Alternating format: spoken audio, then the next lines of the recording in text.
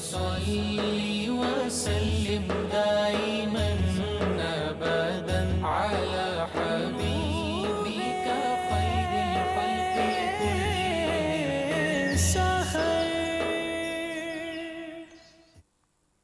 بسم اللہ الرحمن الرحیم. السلام علیکم ناظرین. پروگرام نور سحر کے ساتھ آپ کا میزبان نذیر احمد غازی حاضر ہے.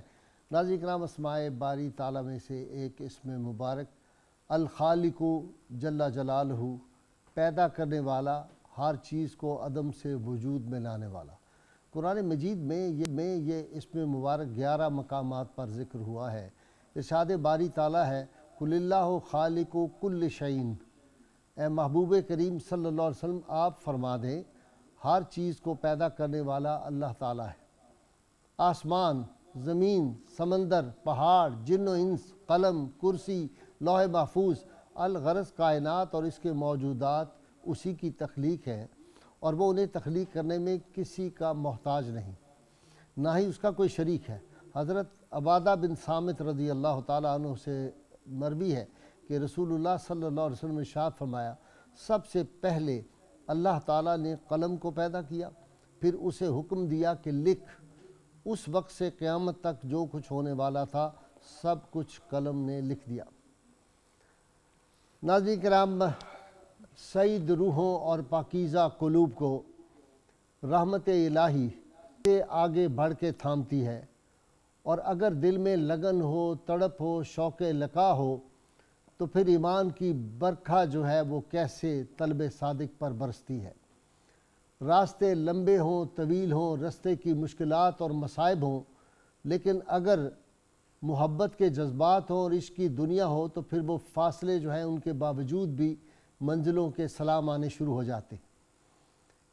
غلامی سے آزادی کا سفر کیسے طے ہوا، آج ہم ایک ایسی ہستی کا ذکر پاک کرنے کی سعادت حاصل کریں گے کہ جن کی سادگی، انکساری، استغنا، سخاوت، علم و عمل، صداقت و حریت کا اگر ان کو پیکر کہا جائے، کہاں سے تڑپ اور لگن جو تھی اس نے شروع کیا، کن کن مذاہب سے ہوتے ہوئے، کن کن مشکلات سے ہوتے ہوئے آئے. مجھے بیدم وارسی رحمۃ اللہ علیہ کا شعر یاد آتا ہے کہ وہ عین ان کی شخصیت پہ منطبق ہوتا ہے کہ عدم سے لائی ہے ہستی میں آرزوئے رسول، اور کہاں کہاں لیے پھرتی ہے جستجوئے رسول. جستجوئے رسول میں کہاں پہنچے، دامن مصطفیٰ صلی اللہ علیہ وسلم سے مابا جو ہے وہ کیسے سلمان بنا، اور سلمان جب دامن مصطفیٰ سے وابستہ ہوا تو کیسے مسلمان بنا.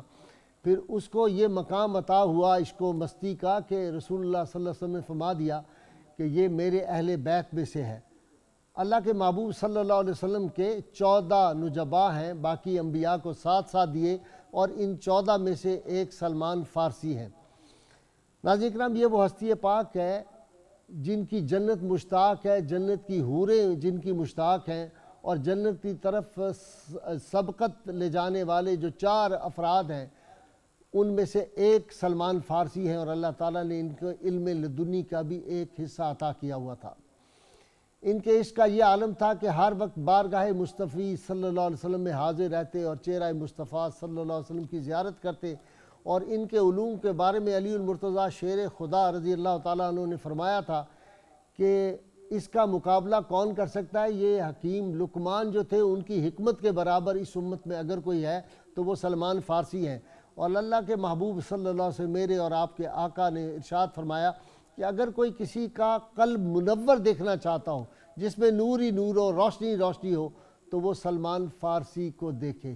یہ رسول اللہ صلی اللہ علیہ وسلم کے وہ عظیم صحابی تھے جن کی سادگی، متانت اور سنجیدگی پہ ہزاروں جو ہے وہ آزادیاں قربان کی جا سکتی ہیں. سیدنا عمر فاروق رضی اللہ تعالیٰ ان کو مدائن کا گورنر بنا دیا. بہت دلچسپ واقعہ، ان کے بے شمار واقعات ہیں، لیکن جب یہ گئے تو ان کی سادگی کا یہ عالم تھا کہ گورنر بازار میں جا رہا ہے تو ایک آدمی نے اپنا بوجھ اٹھایا ہوا تھا، اس نے سمجھا کوئی مزدور جا رہا ہے، اس نے کہا بھائی ادھر آؤ، یہ میرا سامان اٹھا کے میرے گھر تک پہنچا دو. جب وہ سامان کی گٹھی اٹھا کے جا رہے تھے تو راستے میں لوگوں نے کہا یہ تو گورنر مدائن ہے. تو وہ آدمی معذرت کرنے لگا، کہا نہیں، تم نے کہا تھا میرے گھر تک پہنچاؤ، میں تمہیں منزل تک پہنچاؤں گا. تو وہاں کے جو لوگ تھے مدائن کے بعض جو کرمنل لوگ تھے، جو مجرم لوگ تھے، انہوں نے سمجھا کہ یہ تو بہت ہی سادہ آدمی ہے، یہ کہاں کنٹرول کر سکے گا، تو انہوں نے چوریاں کرنی شروع کر دی. آپ نے ان لوگوں کو بلایا جو اس وقت انتظامی معاملات میں تھے، اس وقت کی پولیس، ان کو کہا آپ سب لوگ گھروں میں جا کے سو جائیں، میں انتظام کر لوں گا۔ رات کو مدائن کے کتوں کو حکم دیا کہ تم اس شہر کی حفاظت کرو۔ جب رات کو چور آتے تھے، ڈاکو آتے تھے، تو کتے ان کو نوچ لیتے تھے، ان کو پکڑ لیتے تھے اور پکڑ کے صبح تک ان کو قید رکھا ہوا تھا۔ پھر جب تک یہ گورنر رہے مدائن میں کسی کی جرت نہیں ہوئی کہ وہ ان کی کوئی چوری کر سکے۔ اسی طرح حضرت سعد بن ابی وقاص کے ساتھ تھے یہ، جب ایران کی فتح کے لیے گئے ہیں تو اس وقت درائے دجلہ جو تھا اس کی موجیں اور اس میں ایک طوفان کی کیفیت تھی، ایرانیوں نے پل توڑ دیا ہوا تھا، پار کرنے کے لیے بڑی مشکل تھی۔ انہوں نے حسبنا اللہ و نعم الوکیل پڑھتے ہوئے دریا میں گھوڑے ڈال دیے، اور پھر وہ جو اقبال نے کہا تھا نا کہ دشت و دشت ہے دریا بھی نہ چھوڑے ہم نے، اور بحر ظلمات میں دوڑا دیے گھوڑے ہم نے۔ جب ایران کے لوگوں نے یہ منظر دیکھا تو انہوں نے کہا دیو آ گئے، اور انہوں نے ان کے سامنے جو تھا وہ سرنڈر کر دیا تھا۔ وہاں پہ بہت ایک دلچسپ بات یہ ہے کہ سیدنا سلمان فارسی جو تھے یہ کیا پڑھ رہے تھے اس وقت، کچھ کلمات ادا کر رہے تھے۔ وہ کلمات کا ترجمہ یہ ہے، فرما رہے تھے اسلام ہر دم نو بنو اور تر و تازہ ہے، مسلمانوں کے لیے سمندر ہی اس طرح مسخر کر دیے گئے ہیں جیسے کہ زمین، اس ذات پاک کی قسم جس کے قبضہ قدرت میں سلمان کی جان ہے۔ مسلمان اس دریا سے اسی طرح فوج در فوج نکلیں گے جیسے کہ وہ فوج در فوج اس دریا میں داخل ہوئے تھے۔ تو یہ ایمان سلمان فارسی رضی اللہ تعالیٰ عنہ تھا۔ آج سیدنا عثمان رضی اللہ تعالیٰ عنہ کی عظمت اور ان کے فضائل اور ان کی جو انداز گورنری تھی، ان کی سادگی، استغنا، اس پہ ہم بات کریں گے۔ علامہ کا مجھے شعر یاد آتا ہے کہ علامہ نے فرمایا تھا، مٹایا کیسر و کسریٰ کے استبداد کو جس نے، وہ کیا تھا زور حیدر فقر بوذر صدق سلمانی۔ تو آج اسی سلمان فارسی رضی اللہ تعالیٰ عنہ کا ذکر پاک ہم کریں گے۔ میرے ساتھ آج شریک گفتگو میرے مہمان ہیں علامہ محمد احمد برکاتی، آپ کئی کتابوں کے مصنف ہیں، اور ان کے ساتھ تشریف فرما ہے علامہ محمد رضا باقر صاحب، میرے آج پہلی مرتبہ مہمان بنے، بہت معروف عالم دین ہیں، اسکالر ہیں، ان سے بھی ہم بات سنیں گے۔ اور تھوڑی دیر میں مجھے جوائن کریں گے علامہ سید مفتی زین العابدین صاحب، حضرت شاہ ابو المعالی رحمۃ اللہ علیہ کے سجادہ نشین ہیں۔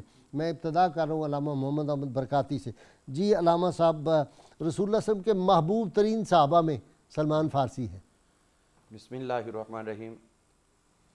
غازی صاحب، حضرت سیدنا سلمان فارسی رضی اللہ تعالیٰ عنہ آپ کے حوالے سے یہ بات سمجھ لینا ضروری ہے کہ شاید نہیں بلکہ یقیناً تلاش حق کے لیے کسی اور نے اتنا لمبا سفر نہیں کیا، ٹھیک، کہ زندگی ہی گزر گئی، اور زندگی بھی پھر اللہ تعالیٰ نے وہ دی کہ جہاں سے چلے تھے چونکہ ایک مقصد نیک تھا تو در مصطفیٰ صلی اللہ تعالیٰ علیہ وسلم تک آپ کی حاضری ہوئی، اور کئی زندگیوں کے برابر زندگی، کئی زندگیوں اتنی کے طویل برابر، بھی، 350 سال تک کی روایت ملتی ہے آپ کی۔ تو حضرت سلمان فارسی رضی اللہ تعالیٰ عنہ آپ کا نام جو ہے وہ مابا تھا، اسبہان کا علاقہ روزبہ، اس میں آپ کی ولادت ہوئی تھی۔ آپ کے 2 صاحبزادے تھے، ایک کا نام محمد اور ایک کا نام عبداللہ، تو عبداللہ کی ہی وجہ سے آپ نے کنیت ابو عبداللہ رکھی۔ اس طرح آپ کی 3 بیٹیوں کا ذکر ملتا ہے، اور چونکہ یہ اسبہان کا علاقہ تھا اسی لیے امام ابو نعیم نے تاریخ اسبہان میں ان کا ذکر ایک اسبہانی کے طور پر ہی کیا۔ اچھا، تو آپ کا جو اس کے بعد کا مسئلہ، یہ شادی جو آپ کی ہوئی، آپ کی زوجہ محترمہ، یہ دور فاروقی میں آپ نے شادی فرمائی ہے، تو ان کا بہت لیٹ کی ہے شادی آپ نے۔ بالکل۔ تو حضرت سلمان فارسی رضی اللہ عنہ کی زوجہ محترمہ، ان کا نام نقیرہ تھا، اور سعاد کے ساتھ یہ بھی ان کا ایک لقب تھا آپ کی زوجہ کا، تو ایک ہی آپ نے شادی فرمائی ہے۔ تو حضرت سلمان فارسی رضی اللہ تعالیٰ عنہ نبی کریم صلی اللہ تعالیٰ علیہ وسلم کی خدمت میں حاضر ہوئے جب آپ ابھی قباء میں تشریف فرما تھے، تو ہجرت کر کے جب آپ پہلی جگہ قیام فرمایا، جی ابتدائی، تو اس وقت آپ کی خدمت میں یہ حاضر رہے، تو پھر آنا جانا ہوا، وہ 3 نشانیاں بھی پوری ہوئیں جو عام سب کو معلوم ہے کہ حضور صلی اللہ علیہ وسلم صدقہ قبول خود پہ استعمال نہیں فرماتے، ہدیہ خود پہ استعمال فرما لیتے ہیں، اور مہر نبوت جو ہے وہ آپ کے دونوں کندھوں کے درمیان ہے۔ اور یہ لفظ تو مشہور ہے کہ مہر نبوت، لیکن وہ تھا کیا، اس مہر کے اندر لکھا کیا ہوا تھا، اس کے اندر محمد الرسول اللہ صلی اللہ علیہ وسلم، اللہ علیہ وسلم، یہ آپ کے دونوں کندھوں کے درمیان بیک کی طرف میں قدرتی طور اچھا پر دیوانہ وار انہوں نے چوما ہے، چوما ہے مہر وہ دیکھی تو کہتے ہیں میں گر پڑا اس کے اوپر. جی تو اب اس میں یہ ہوا کہ جب آنا جانا محبت رہی اور حضور صلی اللہ علیہ وسلم کو اپنی پوری ہسٹری بیان کی تو پھر آپ نے فرمایا کہ تم اپنے آقا کے ساتھ جو ہے وہ مکاتبت کرو، ٹھیک، یعنی غلام جو ہے وہ پیمنٹ کر کے خود آزاد ہو جاتا ہے. اچھا تو اس کا نام عثمان بن الاشہل تھا، یہ یہودی تھا. ٹھیک. تو اس کے ساتھ پھر جو آپ کا معاہدہ ہوا وہ معاہدہ حضور صلی اللہ علیہ وسلم زبانی نہیں فرمایا.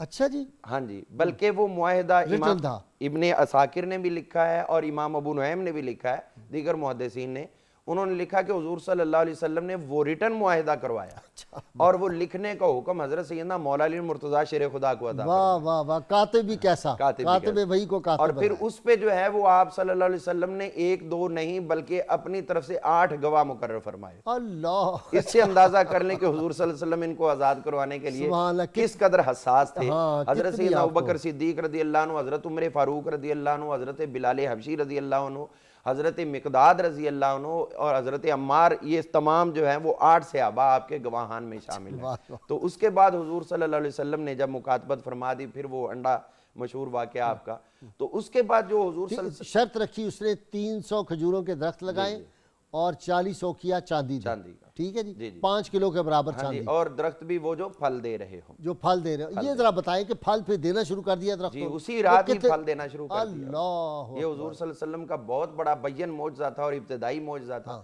تو اچھا جو وہ نکالے تھے، جو وہ لگاتے ہیں وہ پودا، جب تو وہ ایک نکالتے ہیں نا، تھوڑی سی جگہ کھودتے ہیں، وہ تو سارے صحابہ نے مل کے کھودی، لیکن جو اس کو پودے رکھنے تھے وہ آپ نے دستے مبارک سے خود آپ صلی اللہ علیہ وسلم رکھے، اور اسی دن پھر یہ پھل لگ گیا. جب صبح ہوئی تو درخت لگے ہوئے تھے اور پورا باغ تیار تھا. ہائے ہائے، اصل میں اس کا ارادہ نہیں تھا ان کو چھوڑنے کا. ہاں، اس نے کہا یہ کیسے ہو سکتا ہے، اور اس کو یہ معلوم تھا کہ یہ ہماری بھی کچھ کتابوں کے عالم ہیں یہودیوں کے، تو اس لیے وہ چھوڑنا نہیں چاہتا تھا.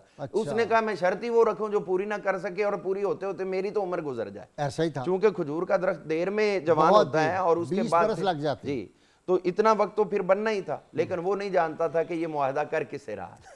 تو حضرت سلمان فارسی لیکن رضی اللہ علامہ عنہ، صاحب ہم نے ان درختوں کو ہم نے کاٹ دیا ہے. یہ تو ہماری بد نصیبی ہے. ہمارے متقدمین کم از کم اس کی زیارت کر گئے اور ابھی آنے والوں نے پتہ نہیں کیا کیا. میرا ایمان ہے، میرا ایمان اور یقین ہے وہ کھجوروں کا باغ ہوتا، وہ کھجوریں باعث شفا ہوتی لوگوں کے لیے. بالکل کوئی شک نہیں. دستے مصطفیٰ صلی اللہ علیہ وسلم لگا ہوا، اس سے بڑی بد نصیبی کیا ہو سکتی ہے امت کے لیے کہ وہ درخت ہی ہم نے کھوڑ دیے. حضرت سلمان فارسی رضی اللہ عنہ کے حوالے سے قرآن پاک میں بھی اللہ تعالیٰ نے کئی آیات کا نزول فرمایا. ٹھیک. ان میں ایک مرتبہ آپ نے پچھلے عیسائیوں کا جو نصرانی تھے اچھائیوں کا ذکر کیا تو حضور صلی اللہ علیہ وسلم نے ارشاد فرمایا کہ حضرت موسیٰ علیہ السلام نے بعثت کا اظہار کیا تو آپ کی بعثت سے لے کر حضرت عیسیٰ تک جنہوں نے ان کا کلمہ پڑھا وہ نجات پا گئے، لیکن جب عیسیٰ آئے تو پھر ان کا کلمہ طیبہ جو ہے وہ چھوڑ دیا.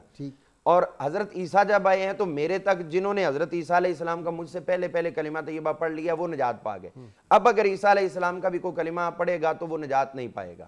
تو حضرت سلمان فارسی سمجھتے تھے کہ وہ لوگ ایسے موجود ہیں جو ان کا کلمہ پڑھتے ہیں لیکن وہ کردار کے طور پہ اچھے ہیں، تو ان کو تھوڑا سا نا دل کو یہ چوٹ سی لگی بھی اب کیا ہوگا، ان لوگوں کا صدمہ پہنچا. تو حضور صلی اللہ علیہ وسلم نے ابھی کوئی کلام نہیں فرمایا تو اللہ تعالیٰ نے آیہ کریمہ کا نزول فرما دیا، ان الذین آمنوا والذین ہادوا والنصارى والصابئین من آمن باللہ والیوم الآخر. یہ پوری آیت جو ہے وہ اللہ تعالیٰ نے نازل فرمائی کہ جو ایمان لائے گا میرے مصطفیٰ کریم علیہ السلام پر، چاہے وہ صابی ہو جائے، چاہے وہ نصرانی ہو جائے، چاہے کچھ اور ہو جائے، لیکن نجات جو ہے وہ حضور صلی اللہ علیہ وسلم کی ذات پر ہوگی. اسی طرح جو ہے وہ آپ کے ساتھ دو آپ کے ساتھی تھے ایک سفر میں، تو جب واپس آئے سفر کر کے جو حضور نے تفویض فرمایا تھا تو ان کو لگی تھی بھوک، تو انہوں نے حضرت سلمان فارسی سے کہا کہ آپ ہمارے ہیڈ ہیں تو ابھی ہم آپ کی کسٹڈی میں تو کھانا آپ کھلائیں، ہمارے کھانے کا اہتمام آپ کے ذمہ ہے. تو حضرت سلمان فارسی رضی اللہ عنہ آپ نے سرکار سے عرض کیا حضور کھانے کا اہتمام، آپ نے فرمایا یہ اسامہ بن زید کی ڈیوٹی ہے، ان سے جا کے پوچھو. حضرت اسامہ سے پوچھا تو انہوں نے کہا کھانا تو جتنے مجاہدین تھے کھلا دیا، اب کوئی نہیں ہے تو تیار کروائیں گے تو آپ کو پیش کر دیں گے. تو وہ کون سا گیس کا دور تھا کہ آنے واحد میں تیار ہو جاتا. تو اب جب یہ واپس گئے تو انہوں نے کہا یار ہمیں بھوک لگی، چلو کسی اور سے پوچھ لو. تو آپ کچھ 1-2 انصار صحابہ کے پاس گئے تو نہ مل سکا. اب انہوں نے ایک جملہ بڑا سنگین بولا، انہوں نے کہا کہ یہ تو ایسے ہیں کہ اگر بھرے ہوئے کنویں میں بھی ہاتھ ڈالیں نا تو اس کو بھی خالی کر دیں گے.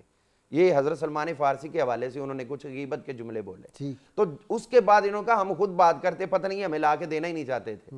جب حضور کے پاس گئے تو انہوں نے کہا حضور ہمیں بھوک لگی ہے، آپ ہمیں کھانا کھلا دیں۔ آپ نے فرمایا تمہارے منہ سے تو سبز گوشت کی بو آ رہی ہے۔ اللہ، وہ کہنے لگے حضور ہم تو بھوکے ہیں، گوشت کہاں، کھانا اور کھایا ہی اس نہیں طرح۔ ہم نے۔ تو آپ نے فرمایا، خود ارشاد فرمایا، کیا تو نے وہاں بیٹھ کر میرے سلمان کی غیبت نہیں کی؟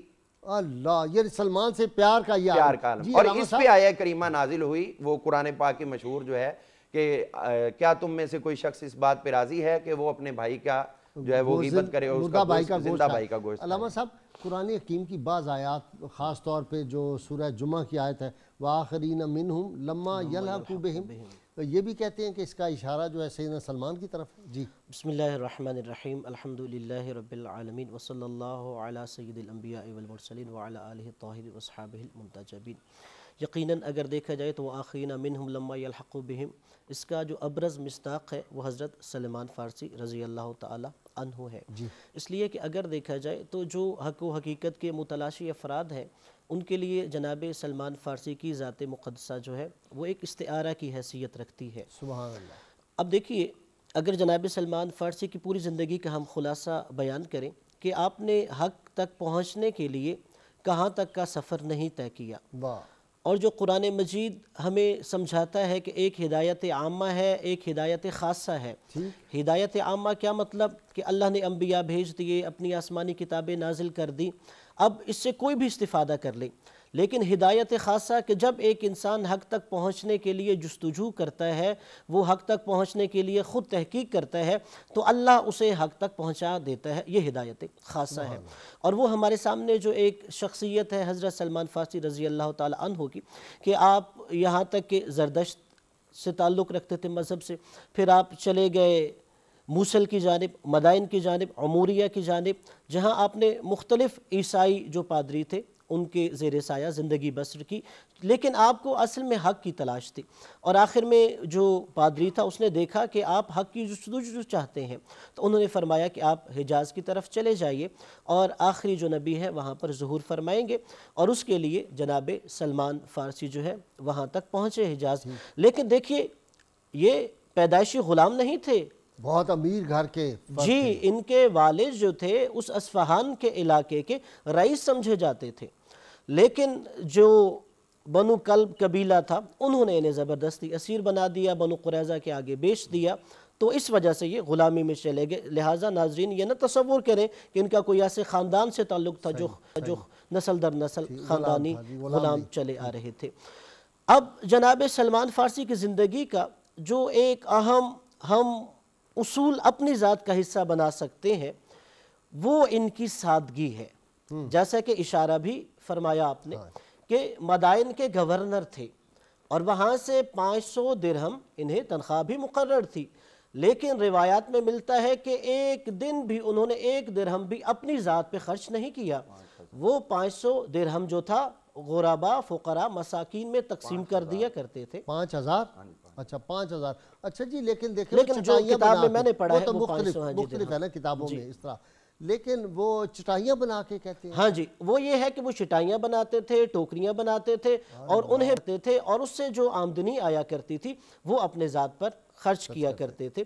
یعنی اس کا مطلب یہ ہے کہ ہمیں صرف بیت المال پہ نظر نہیں رکھنی چاہیے، بلکہ خود اپنے ہاتھ سے کسب حلال کرنا چاہیے اور وہ اپنی ذات پہ خرچ کرنا یعنی چاہیے۔ بیت المال کا کوئی ایک دھیلا نہیں لیا وہاں، ہاں، جو انہوں نے اپنی ذات پہ خرچ نہیں فرمایا۔ مکان بھی نہیں بنایا گورنر نے۔ ہاں، اس میں بھی یہ ہے کہ انہوں نے خود اپنا مکان تک نہیں بنایا، اور اس کے بارے میں جو سیرت نگاروں نے تحریر فرمایا ہے وہ کہتے ہیں کہ کسی شخص نے جب دیکھا کہ گورنر ہونے کی حیثیت سے انہوں نے اپنا مکان بھی نہیں بنایا، تو انہوں نے پرزور اصرار کیا، اور جیسے کچھ دوست تحفے تحائف کے طور پہ کوئی گھر تیار کر کے دیتے ہیں، ہاں جی، انہوں نے گفٹ کیا، لیکن وہ بھی کہتے ہیں کہ ایک جھونپڑی نما گھر تھا، ایسے نہیں کہ وہ بہت وسیع و عریض ہو کہ جس سے ان کی ایک شان و شوکت ظاہر ہوتی ہو یا لوگوں کو مروب کرنا چاہتے ہیں۔ ہاں جی مفتی صاحب، 60 احادیث کے راوی ہیں، اور ان کے شاگردوں میں عبداللہ بن عباس اور ابو درداء جیسے عظیم صحابہ شامل ہیں۔ جی بسم اللہ الرحمن الرحیم، وصلی اللہ تعالی علی النبی الامین وعلی آلہ واصحابہ اجمعین۔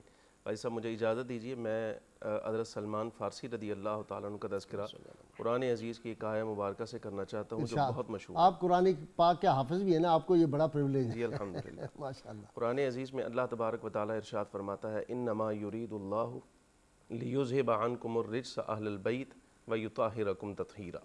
واہ۔ حضرت سلمان فارسی رضی اللہ تعالیٰ عنہ کے ساتھ مہاجرین و انصار کا ایسا قلبی تعلق ہے کہ ایک موقع پر مہاجرین نے کہا سلمان ہمارا ہے، انصار نے کہا سلمان ہمارا ہے، لیکن حضور پرنور سید العالمین علیہ السلام نے ارشاد فرمایا سلمان ہمارا ہے، سلمان ہماری اہل بیت میں سے ہے۔ اور اسی طرح حضرت مولا علی رضی اللہ تعالیٰ عنہ سے ابو البختری نے پوچھا تھا کہ حضرت سلمان فارسی رضی اللہ تعالیٰ عنہ کے بارے میں کچھ ارشاد فرمائیے، وہ عالم کیسے ہیں، وہ فاضل کیسے ہیں، وہ شخصیت اور مزاج کیسا تھا ان کا؟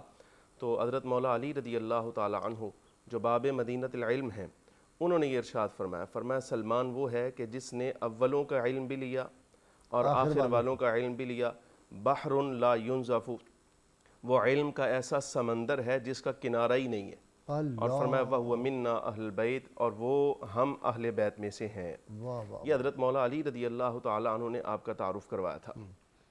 حضرت کعب رضی اللہ تعالیٰ عنہ، حضرت کعب الاحبار سے جس وقت پوچھا گیا کہ آپ ان کے بارے میں کچھ ارشاد فرمائیے، تو آپ نے بھی یہی ارشاد فرمایا تھا کہ سلمان وہ شخصیت ہے جس کے قلب کو اللہ نے علم کے ساتھ اور حکمت کے ساتھ بھر دیا ہے۔ سبحان اللہ، سبحان اللہ۔ چند ایک اختصار کے ساتھ چند ایک صحابہ کرام علیہم الرضوان اور تابعین کے اسماء آتے ہیں جو ان سے روایات لینے والے ہیں، مگر نہ ایک طویل فہرست ہے جو حضرت سیدنا سلمان فارسی رضی اللہ تعالیٰ عنہ سے استفادہ کیا، اکتساب علم کیا، حضور اکرم صلی اللہ علیہ وسلم کی روایات لے رہی ہیں۔ فخر عالم صلی اللہ علیہ وسلم نے جس وقت یہ تشریف لائے اور اسلام قبول فرمایا، مسلمان ہوئے، تو حضرت سیدنا ابو درداء رضی اللہ تعالیٰ عنہ کے ساتھ ان کا مواخات قائم فرمایا۔ اب یہ دیکھا جائے تو یہ وہ انصار میں سے تھے۔ جی، اب یہ فخر عالم صلی اللہ علیہ وسلم کی ایسی بڑی حکمت ہے کہ جس سے دو شخصیات کا مزاج ظاہر ہو رہا ہے۔ خود حضرت سلمان فارسی رضی اللہ تعالیٰ عنہ کا مزاج بھی درویشی والا ہے، اور حضرت سیدنا ابو درداء رضی اللہ تعالیٰ عنہ کے مزاج میں بھی دیکھیے تو درویشی اور فقر غالب ہے۔ حضرت سلمان فارسی خود فرماتے ہیں، بلکہ روایت کیا گیا آپ کے بارے میں کہ آپ جس وقت تشریف لائے ان کے گھر میں تو حضرت ام دردہ جو حضرت ابو دردہ کی اہلیہ ہیں ان کو دیکھا کہ ان کا لباس کوئی خاص جو ہونا چاہیے جیسے گھر میں رہنے والی خواتین کا جیسے اہتمام کرتی ہیں ویسا نہیں تھا، بہت زیادہ پرانا لباس انہوں نے استعمال فرمایا۔ تو آپ نے پوچھ لیا، فرمایا کیا بات ہے، آپ لباس اچھا کیوں استعمال نہیں کرتی؟ ایک طرف فقر غالب ہے، دوسری طرف یہ جو حق اللہ تبارک و تعالیٰ نے دیا ہے یہ اس کی طرف آپ اشارہ فرما رہے تھے کہ تمہیں چاہیے کہ تم اس طرح اپنے گھر میں رہو جو اللہ تبارک و تعالیٰ نے نعمت دی ہے، بلکہ خود حدیث پاک کا مفہوم ہے جی رب العالمین جل وعلا اپنی نعمت کا اثر اپنے بندے پر دیکھنا چاہتا ہے۔ یہ حضور اکرم صلی اللہ علیہ وسلم سے اس مسئلے پر گفتگو سے پہلے کی بات ہے، ابھی مسئلے پر گفتگو بعد میں ہوگی۔ تو حضرت ام دردہ رضی اللہ تعالیٰ عنہ نے عرض کیا وہ جو آپ کے بھائی ہیں نا وہ دنیا سے اتنے الگ ہیں کہ انہیں حاجت ہی کوئی نہیں ہے، وہ عبادت میں رہتے ہیں، وہ ہر وقت عبادت میں رہتے ہیں۔ تو جس وقت تشریف لائے تو کھانا پیش کیا گیا، حضرت ابو درداء بھی موجود ہیں، تو آپ نے فرمایا حضرت سلمان فارسی کو کہ آپ کھانا لیجئے، فرمایا میں تو لوں گا لیکن شرط یہ ہے کہ آپ بھی ساتھ شامل ہوئیے۔ حضرت ابو درداء رضی اللہ تعالیٰ عنہ فرماتے ہیں میں تو روزے سے ہوں، فرمایا میں اللہ کی قسم اٹھا کر کہتا ہوں اس وقت تک کھانا نہیں کھاؤں گا جس وقت تک آپ شامل نہیں ہوتے ساتھ۔ یہ نفلی روزہ تھا۔ اچھا جی، نفلی روزہ تھا، جس طرح نفلی روزے کے اندر بیوی کو چاہیے شوہر کی اطاعت کرے، ایسے ہی جو مہمان ہوتا ہے اس کو بھی جو چاہیے نا میزبان کی اور میزبان آپس میں ایک دوسرے کے ساتھ یہ تعلق قائم کر لیں۔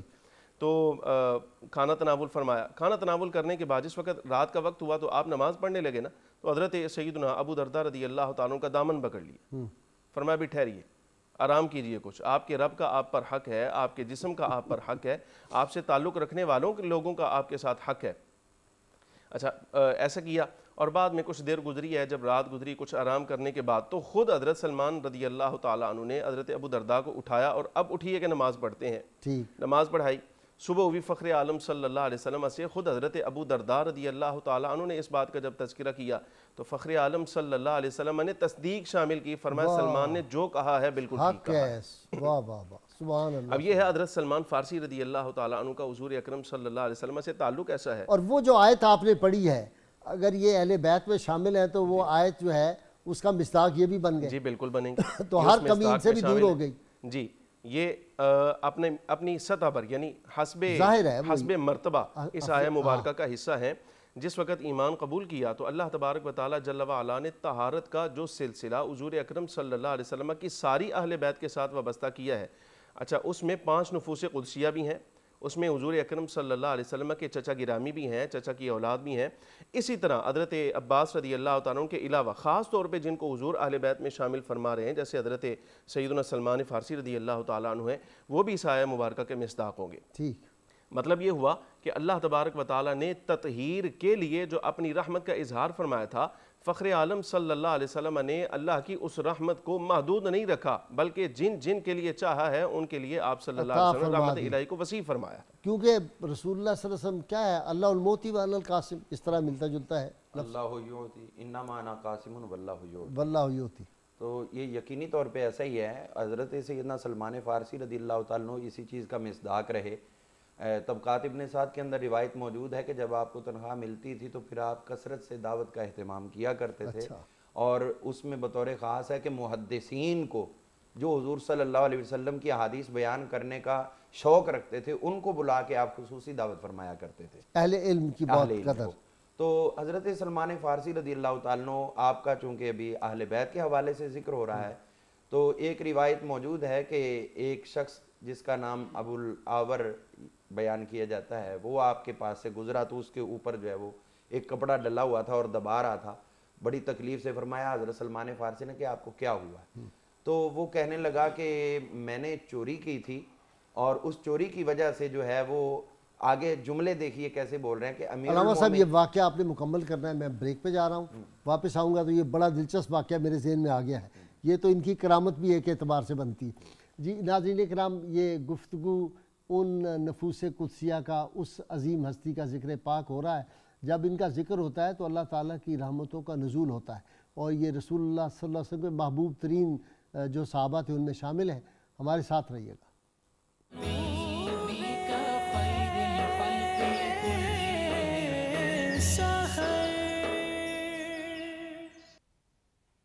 ویلکم بیک ناظرین اکرام. جی علامہ صاحب، وہ آدمی تھا ہاتھ پہ کپڑا لپیٹا ہوا تھا، آپ نے پوچھا کیا ہوا؟ تو اس نے آگے سے جملے بولے کہ امیر المومنین، یعصوب المسلمین، ختن الرسول، زوج البتول، حضرت سیدنا مولا علی المرتضیٰ شیر خدا نے میری چوری کرنے کی وجہ سے سزا دی، میرا ہاتھ کاٹ دیا ہے. یہ سیدنا علی المرتضیٰ شیر خدا کا دور خلافت. ہاں جی، آپ کا دور تھا یا نہیں، لیکن ڈیوٹی آپ اچھا ڈیوٹی آپ نے قاضی اس کے بارے میں دور عثمانی میں آپ کا وصال جو ہے وہ ذکر ہے. ٹھیک ہے، وہ تو قاضی تھے، قاضی تھے. ٹھیک ہے.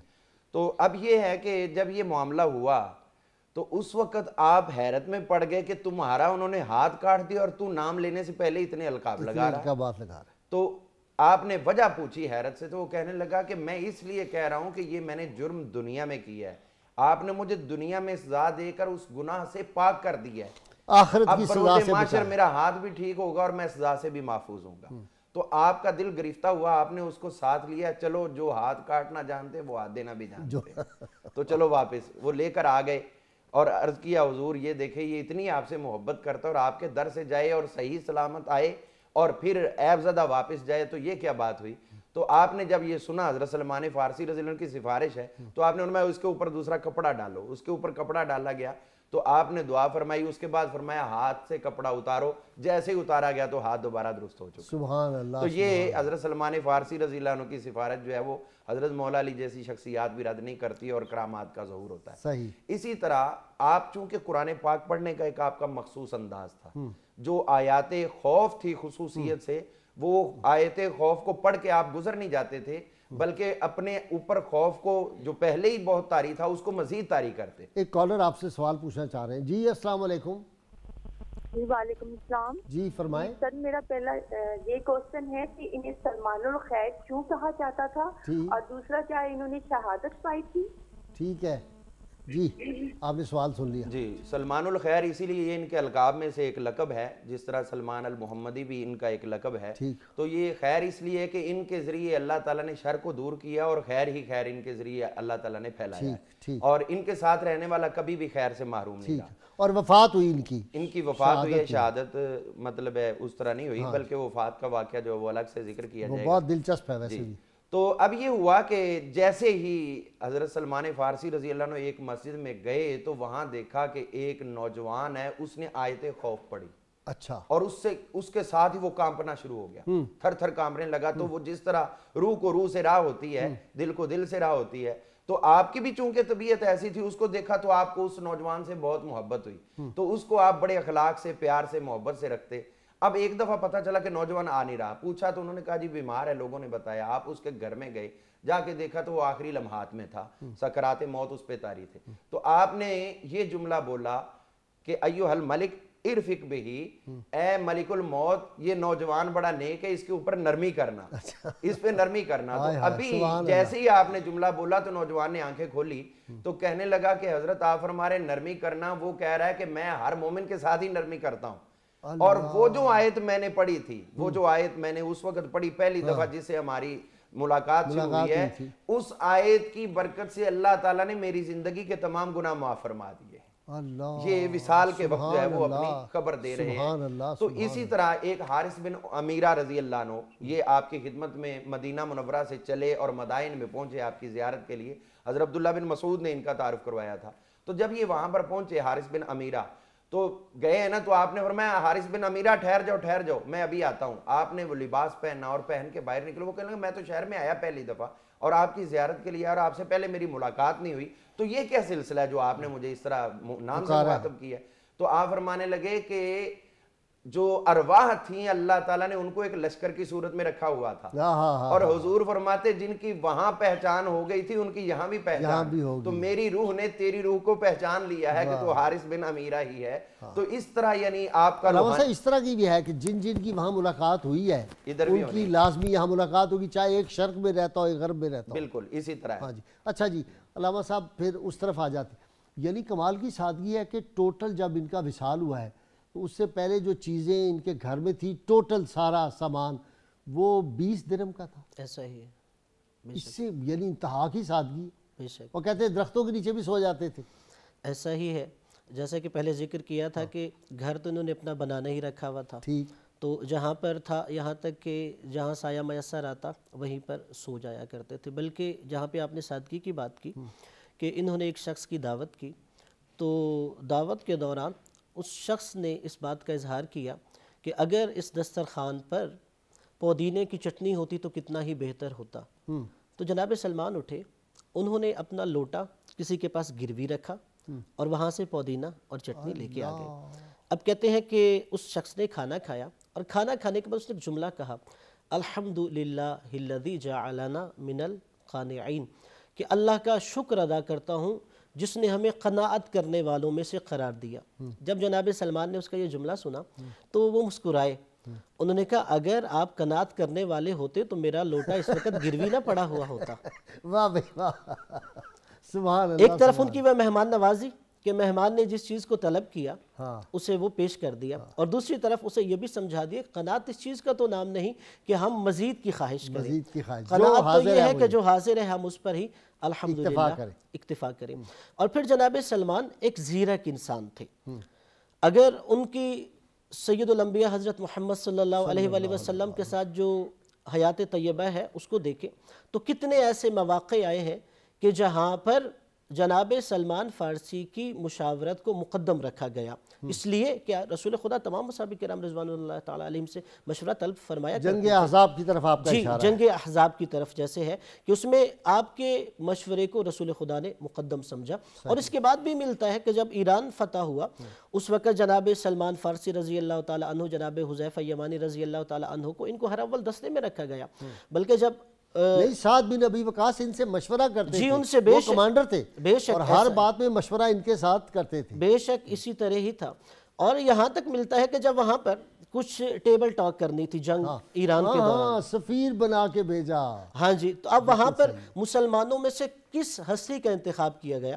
وہاں پر جناب سلمان فارسی رضی اللہ تعالی عنہ کا انتخاب. اچھا ایک یہ بھی تو وجہ تھی نا کہ یہ ان کی تہذیب، تمدن، زبان ان سے بھی واقف. جی اب دیکھیے وہی تو اہم چیز ہے کہ جب مذاکرات کے لیے ایک انتخاب کرنا ہے تو ہمیں گویا یہ اسلامی سیاست سمجھا رہی ہے. یہ دیکھنی ہے ہم دیکھیں کہ اس خطہ کی ثقافت کو، ان کے رسم و رواج کو، ان کی مینٹیلٹی کو، ان کی سوچ کو کون بہتر طور پہ سمجھتا ہے، تو ایسے انسان کا انتخاب کیا جانا چاہیے اور اسی لیے جناب سلمان فارسی کا انتخاب کیا یہ نہ ہو کہ عرب ملکوں میں ہم جس کو سفیر بنا کے بھیجیں اسے قل واللہ ہی نہ آتی. ہاں جی، اور شاید ان کے کلچر سے ہی وہ آگاہی نہ رکھتے ہوں کہ وہاں کی ثقافت کیا ہے اور ہماری ثقافت کیا ہے. چونکہ سب سے اہم چیز یہی ہے کہ ثقافتی حوالے سے کہ جو جس ملک جا رہا ہے پہلے اس کی تاریخ اور ثقافت کا مطالعہ ہونا نالج ہو اس جگہ. بے شک ایسا ہی ہے، اور یہی جناب سلمان فارسی کی سیرت میں سے ایک ہم نے جو چیز اخذ کی ہے.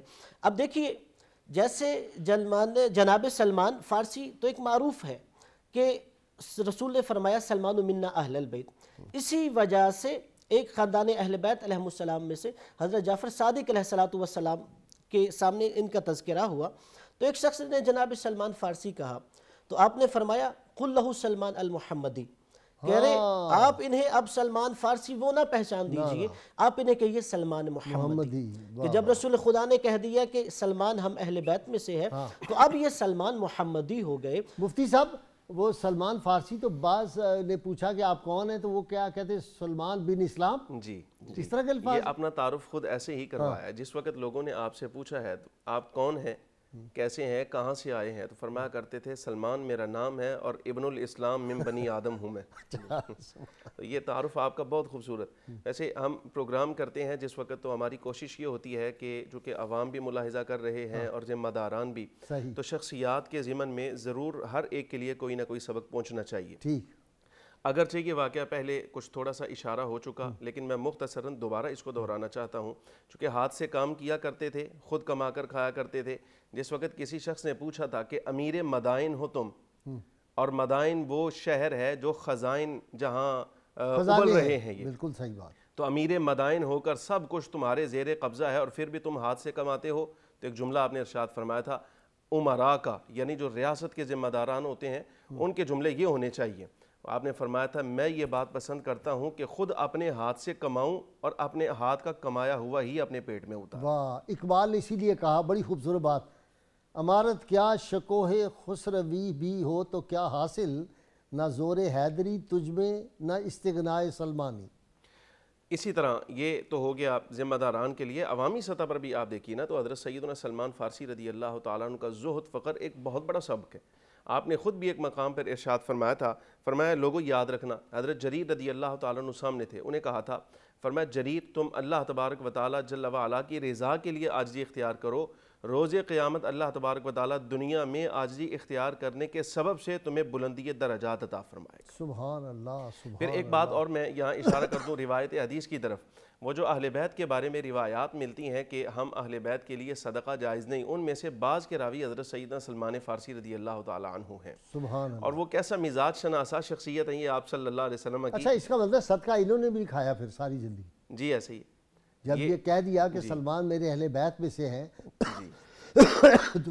تو پھر یہ صدقہ کیسے کھا سکتے؟ جی وہ روایت کے اندر یہ لفظ آتے ہیں کہ حضور اکرم صلی اللہ علیہ وسلم کی خدمت میں کچھ چیز لے کر حاضر ہوئے، عرض کرتے ہیں یا رسول اللہ صلی اللہ علیہ وسلم یہ صدقہ ہے، آپ قبول فرمائیے، خود استعمال کیجیے اور اپنے اصحاب کو دیجیے. تو فخر عالم صلی اللہ علیہ وسلم نے ارشاد فرمایا سلمان تمہیں معلوم نہیں ہے کہ ہم اہل بیت کے لیے صدقہ حلال نہیں، اٹھایا اور واپس چلے گئے. اگلے روز پھر حاضر ہوئے. اب یہ حضور اکرم صلی اللہ علیہ وسلم کے مزاج سے واقف ہونا. تو عرض کرتے ہیں یا رسول اللہ شے وہی ہے جو کل لے کر آئے تھے، یا رسول اللہ صلی اللہ علیہ وسلم یہ ہدیہ آپ کی بارگاہ میں بطور تحفہ لایا ہوں، اس کو قبول فرمائیے. تو فخر عالم صلی اللہ علیہ وسلم خود بھی اس کو تناول فرما رہے ہیں اور اصحاب سے بھی فرما رہے ہیں کہ تم بھی شامل ہو جاؤ. اسی طرح روایات کے ضمن میں جیسے بات ہوئی کہ محدثین آپ سے روایات لیتے ہیں. بڑی مشہور روایت جمعۃ المبارک کے لیے جو حضرت سلمان فارسی رضی اللہ تعالیٰ عنہ اس کے راوی ہیں، فخر عالم صلی اللہ علیہ وسلم نے ارشاد فرمایا جو شخص جمعہ کے دن غسل کرے اور جس قدر ہو سکے طہارت حاصل کرے، سر میں تیل لگائے یا اس کے متبادل گھر میں جو اچھی خوشبو ہو وہ استعمال کرے، پھر مسجد میں آ کے دو لوگوں کے درمیان تفریق کیے بغیر، دو لوگ بیٹھے ہیں ان کے درمیان میں آ کر نہ بیٹھے، یہ اخلاق کے خلاف ہے.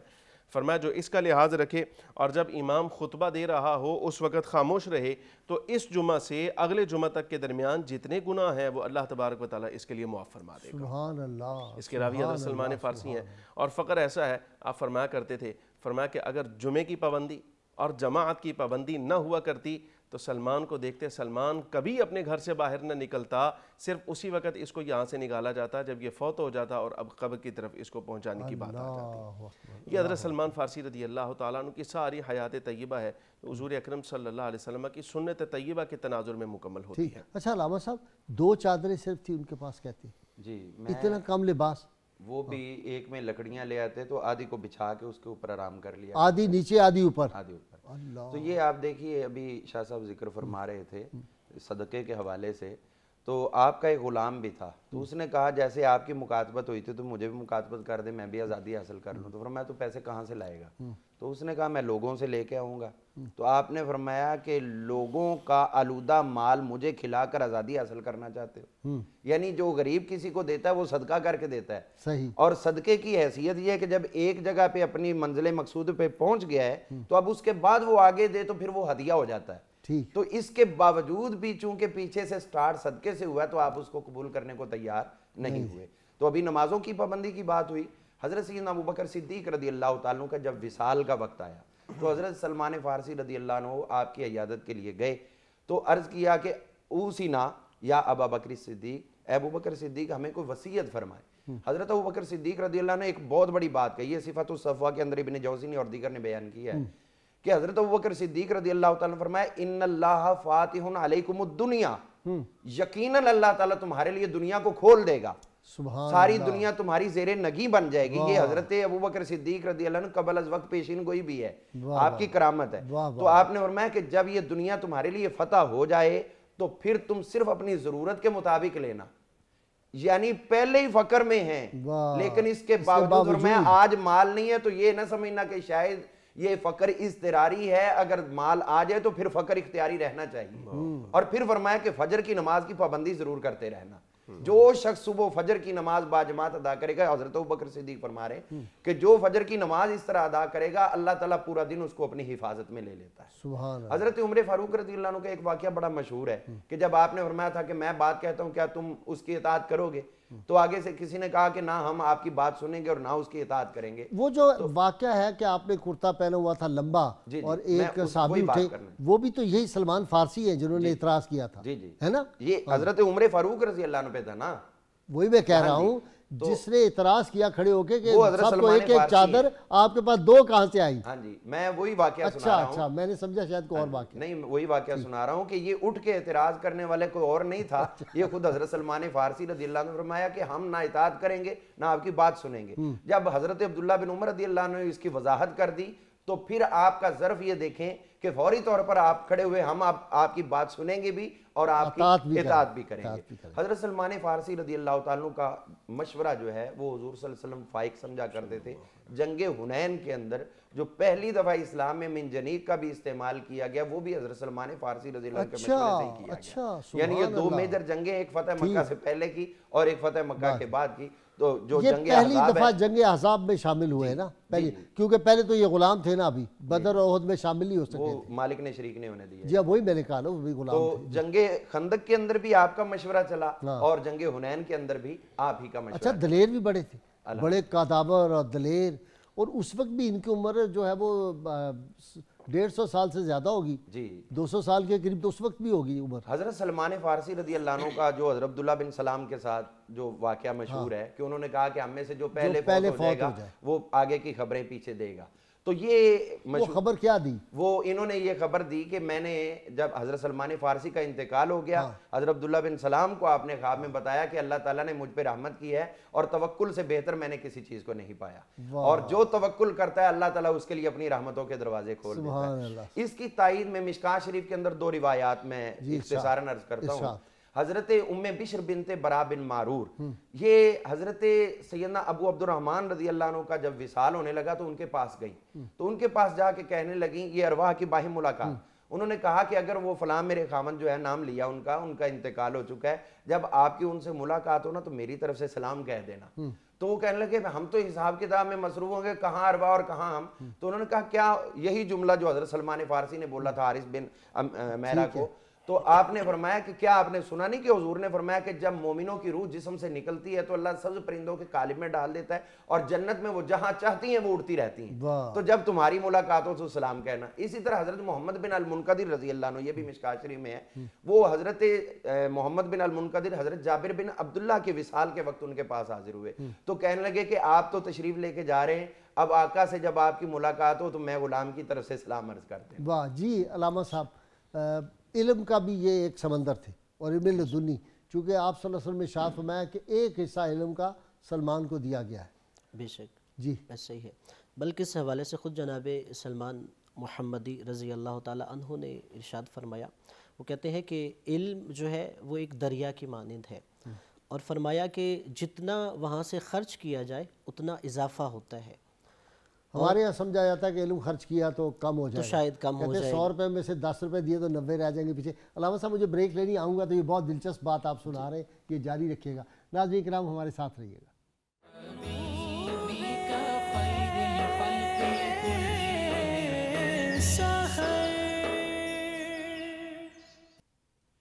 ویلکم بیک ناظرین کرام۔ جی علامہ صاحب آپ وہ فرما رہے تھے کہ علم میں تقسیم کیا جائے تو کمی نہیں ہوتی، بڑھتی ہے۔ وہ فرما رہے تھے کہ یعنی علم جو ہے وہ تقسیم کرنا چاہیے، کہ یہ کوئی مال کی طرح نہیں ہے کہ ہم خرچ کریں گے تو کم ہو جائے گا، یہ علم ہے، اسے جتنا خرچ کیا جائے گا یہ بڑھتا چلا جائے گا۔ اور اس کے لیے اسی لیے تو جناب سلمان الخیر جو ہے، چونکہ انہوں نے ہمیشہ اس چیز کو، اچھائی کو، بھلائی کو، خیر کے بانٹنے والے، ہاں جی بانٹنے والے تھے، اور یقیناً ہونا بھی چاہیے، اس لیے کہ جس ہستی کے یہ پروردہ تھے سید الانبیاء حضرت محمد صلی اللہ علیہ وآلہ وسلم، انہوں نے ہمیشہ رحمتوں کو، خیر کو، بھلائی کو بانٹا ہے، تو یقیناً جو ان کے شاگردان تھے وہ بھی اسی صفت کے نمائندگی کرنے والے تھے۔ اب اگر جناب سلمان کی زندگی کا ایک اور میں گوشہ بیان کروں تو جو انہوں نے کچھ اشعار اپنے کفن پر لکھوانے کے لیے کہے ہوئے تھے، وہ ہمارے لیے ایک عبرت کا مقام ہے، اور اسی طرح وہ ہمیں خدا کی کرم اور سخاوت اور اس ذات کو سمجھاتی بھی ہیں۔ انہوں نے فرمایا کہ میں بغیر زاد راہ کے کریم کے پاس جا رہا ہوں۔ اللہ، اگر ہم جیسا گناہگار بندہ جناب سلمان فارسی رضی اللہ تعالی عنہ کے سامنے رکھے تو بہت چھوٹا نظر آئے گا۔ وہ ہستی فرماتی ہیں کہ میں بغیر زاد راہ کے اس بارگاہ میں جا رہا ہوں، بغیر زاد راہ کے جا رہا ہوں۔ اور پھر دوسرے مصرے میں کہتے ہیں کہ میرے دامن میں نیکیاں نہیں ہیں، لیکن پھر جو اس کے بعد والے مصرے میں کہتے ہیں وہ ہمیں ایک تسلی اور تشفی دیتی ہیں۔ وہ فرماتے ہیں کہ زاد راہ کے ساتھ کریم کے پاس جانا بھی کریم کی توہین ہے، کہ جب وہ ذات خود کریم ہے تو اب ہم یہاں سے زاد راہ لے کے جائیں نہیں، وہ خود ہمارے لیے تمام اسباب مہیا کر دے گا۔ اور جیسا کہ ان کی وفات کے حوالے سے رحمت ربی پہ کتنا یقین ہے، بے شک ایسا ہی ہے، ایسا ہی ہے۔ اور رب فرماتا ہے کہ میں مومن کے گمان کے مطابق کرتا ہوں، بے شک ایسا ہی ہے، وہ جو گمان خدا کے بارے میں گمان رکھتا ہے ویسا ہی خدا اسے رد عمل دکھاتا ہے۔ اور اسی لیے جناب سلمان رضی اللہ تعالی عنہ کی اگر آخری زندگی بھی دیکھیں، جو زازان ان کے ساتھ خادم ہوا کرتا تھا، کہتے ہیں کہ آخری وقت میں وہ غلام خادم پریشان ہو گیا کہ آپ کی تجہیز و تکفین، تغسیل یہ سب کیسے کیا جائے گا؟ تو انہوں نے فرمایا آپ پریشان نہ ہو، کہ مجھے رسول خدا صلی اللہ علیہ وآلہ وسلم نے فرمایا تھا کہ مجھے غسل وہی دے گا کہ جس نے رسول خدا صلی اللہ علیہ وآلہ وسلم کو غسل دیا تھا۔ جناب زازان کہتے ہیں کیا حضرت علی علیہ السلام آپ کو مدائن میں غسل دیں گے؟ کہا یہ جو 1000 فرسخ کی دوری ہے وہ کہاں مدینے میں موجود ہے، آپ مدائن میں موجود ہیں؟ جناب سلمان نے کہا نہیں، جب سچے نبی نے یہ فرما دیا ہے تو تم پریشان نہ ہو، اسی طرح ہوگا، جی اسی طرح ہوگا۔ اور کہتے ہیں کہ مدینہ میں امیر المومنین حضرت علی علیہ السلام نے نماز فجر ادا کی، اور وہاں جو آپ کے پاس اصحاب کرام موجود تھے آپ نے ان سے تعزیت فرمائی، عظم اللہ لکم الاجر فی اخیکم سلمان، کہ اللہ تبارک و تعالی جو ہے آپ کے بھائی سلمان کی جو مصیبت ہے اس پر آپ کو میں تعزیت پیش کرتا ہوں۔ اور اس کے بعد آپ نے اپنے غلام قمبر کو کہا کہ آپ تیاری کریں، میں نے مدائن جانا ہے اور جناب سلمان کو غسل و کفن کا اہتمام کرنا ہے۔ اللہ، اب امیر المومنین کے غلام بھی پریشان ہو گئے، کہاں مدائن کہاں مدینہ، کہا تم ایسا ہے کہ بس میرے سواری کا جو جانور ہے وہ لے کے آئیے، اور کہتے ہیں کہ کہا تم کمبر 10 تک شمار کرو گنتی۔ جناب کمبر نے 10 تک گنتی شمار کی، ابھی 10 مکمل نہیں ہوئی تھی تو دیکھا وہ مدائن میں جناب سلمان کے گھر کے سامنے کھڑے ہیں۔ اللہ! اور جیسے ہی زازان نے دیکھا کہ خود حضرت علی علیہ السلام تشریف لے آئے تو انہوں نے فرمایا کہ مجھے جناب سلمان نے یہ خبر بتائی تھی کہ مجھے حضرت علی علیہ السلام غسل دیں گے۔ جیسے امام تقی کہاں تھے؟ مدینہ منورہ میں، جی، اور جا کے اپنے والد کا جنازہ امام رضا علیہ السلام کا جا کے پڑھا۔ بالکل، توس مشہد آبی آگے یہ ان کو طی الارض حاصل ہوتی ہے۔ طی الارض، بے شک ایسا ہی ہاں جی کہا جاتا ہے۔ اور کہتے ہیں کہ ان کی تجہیز و تدفین کرنے کے بعد ظہر کی نماز آ کے حضرت علی علیہ السلام نے پھر مدینہ میں پڑھی۔ اللہ اکبر! اور یہ یقیناً ہم مادیت پرستوں لوگوں کو بتاتے ہیں کہ روحانیت کی دنیا کتنی بلند ہوتی ہے، معنویت کی دنیا کتنی بلند ہوتی ہے، کہ جب انسان مادیت کو چھوڑ کے روحانیت اور معنویت کی دنیا میں قدم رکھتا ہے تو پھر اس کے لیے فاصلے بھی زمین کے سمٹ جایا کرتے ہیں۔ پھر تم لوگوں کو اپنا مطیع بنانے کی کوشش نہیں کرتے بلکہ اللہ تبارک و تعالی کائنات کے ذرے ذرے کو آپ کا مطیع بنا دیتا ہے۔ بہت شکریہ علامہ برکاتی، آپ کا بھی، علامہ رضا صاحب آپ کا شکریہ، صاحبزاد صاحب آپ کا شکریہ بہت۔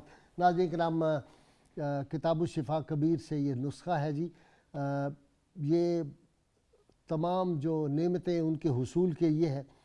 حضرت ابو درداء رضی اللہ تعالیٰ عنہ بیان کرتے ہیں کہ نبی کریم صلی اللہ علیہ وآلہ وسلم نے ارشاد فرمایا، جس شخص نے ہر صبح اور ہر شام کو 7 مرتبہ یہ کلمات پڑھے، یہ وظیفہ رسول اللہ صلی اللہ علیہ وسلم کا بتایا ہوا ہے، اس کے دنیا اور آخرت کے اہم کاموں میں اللہ تعالیٰ اس کی کفالت کرے گا۔ اور وہ کلمات یہ ہیں، حسبی اللہ لا الہ الا ہو علیہ توکلت وہو رب العرش العظیم۔ اس کو وظیفے کو پڑھ کے 7 مرتبہ صبح و شام پڑھیں، اول و آخر کم از کم 11 مرتبہ کوئی بھی درود پاک آپ پڑھیں تو انشاءاللہ تعالیٰ یہ آپ کے لیے کفایت کرے گا۔ آپ کے جو روزی کے معاملات ہیں، روزی میں وسعت ہو جائے گی اور آپ پہ اللہ کی رحمتیں ہوں گی، آپ مصائب و علام سے بھی بچ جائیں گے۔ ناظرین کرام، اللہ کریم سے دعا ہے اللہ تعالیٰ ہمیں حضور رحمت عالمین صلی اللہ علیہ وآلہ وسلم کی غیر مشروط محبت اور لامحدود وفاداری نصیب فرمائے۔ یہی جوہر ایمان ہے، اور وہ نعرہ ہم لگاتے رہیں گے۔ جو نعرہ لگایا تھا تو پاکستان ملا تھا، یہ نعرہ لگاتے رہیں گے تو پاکستان کی حفاظت ہوگی۔ پاکستان کے اندرونی بیرونی دشمنوں کے سینوں میں تیر اور تلوار کی طرح یہ نعرہ لگتا ہے، اور ہم یہ نعرہ لگاتے رہیں گے۔ ہم پاک باز ماؤں کی جو اولادیں ہیں وہ انشاءاللہ تعالیٰ، اور پاک باز باپوں کی اولادیں، ان کو یہ نعرہ سن کے بڑی راحت ہوتی ہے۔ لگائیں نعرہ زوردار، میرے تینوں مہمان بھی لگائیں گے، ناظرین سامعین سب مل کے گلی گلی کوچے کوچے کو بکو یہ نعرہ گونجنا چاہیے۔ پاکستان کا مطلب کیا؟ لا الہ الا اللہ محمد رسول صلی اللہ علیہ وآلہ وسلم۔